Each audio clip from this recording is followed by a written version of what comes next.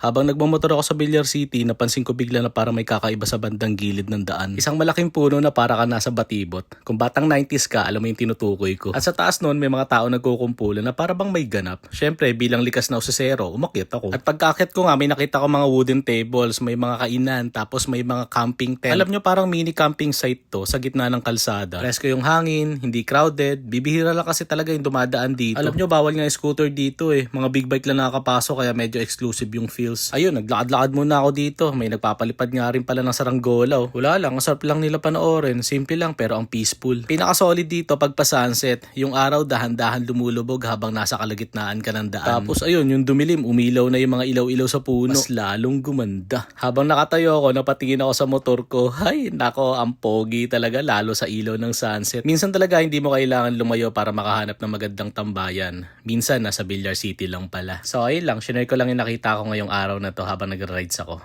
Kaya laging tandaan, collect moments, not things. Thank you for watching. Please follow for more.